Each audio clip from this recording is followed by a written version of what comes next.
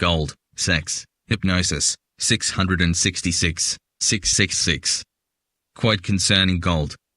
It is well documented that the world's holdings accumulated during all recorded history to the present is only about 120,000 metric tons. Understandably, it is rather difficult for the average person to relate to this measurement. Suffice it to say that the total world's hoard of the shiny metal will occupy a single cube 60 feet by 60 feet by 60 feet. This is indeed a small volume of matter to have influenced the toil and destiny of so many people since biblical days. The value of this priceless cube would be approximately 1.4 trillion, end quote. Yet again, the number 666 comes into focus within the 3D illusory experience. Just as the Freemasons divided up the whole of the United States of America into acres, using the measurement of 660 feet x 60 feet.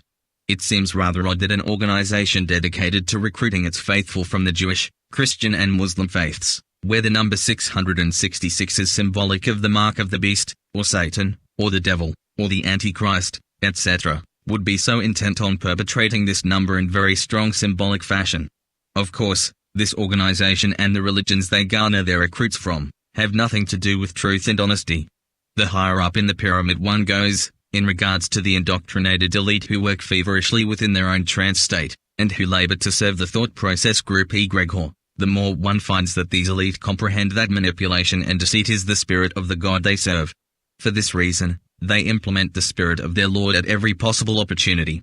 Acre equals a town in Lebanon very near to Tyre, where Solomon supposedly engaged the masons of Tyre to build the temple in Jerusalem. Symbols of gold, pharaohs, pharaohs, the manipulators of every system in the world have their roots in ancient Babylon and Egypt. The pharaohs of Egypt, and the mythology associated with these ruling elite, conjured up much of our modern phrases used symbolically to establish the subliminal messages we use today in the English language. English has become the universal language of deceit.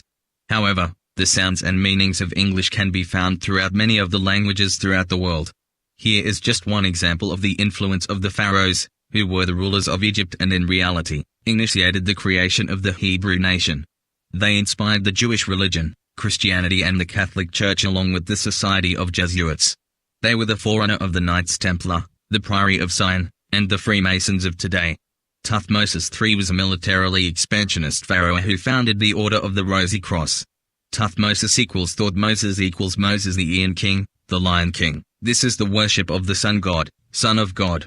This order was proclaimed in the 15th century BCE in the time of the 18th dynasty. It should also be pointed out at this time that the title given to the pharaohs is actually based on the concept of this order as well. Pharaohs equals beautiful rose, pharaohs equals far rose equals new world rose. Of course, the title pharaohs also harkens to the distance that this order will spread in establishing the order of the rose, pharaohs. What you're about to see in the charts that follow reveals something very sinister in the making. Progress cautiously and consider the implications of the information presented.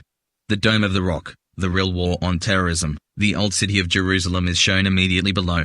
These are the present-day walls with 8 gates. The Golden Gate is sealed shut with stones. The significance of why this gate is sealed will be revealed throughout this site, and, as shown on page 16, the Golden Gate is symbolic of the Golden Gate Bridge in San Francisco.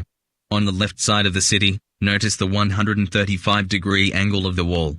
This angle is just one of the inside angle corners of an octagon, which in turn is based on the angle of the constellation Orion. The octagon is the shape of a stop sign and the symbol of total and complete control. It is also the shape of the Dome of the Rock Shrine of Islam in Jerusalem, located right on the Temple Mount, Mount Moriah. This temple mountain has a rock in relief form, protruding from the top. The Islamic Dome of the Rock covers this relief of the rock, which is believed to be the site of Solomon's temple.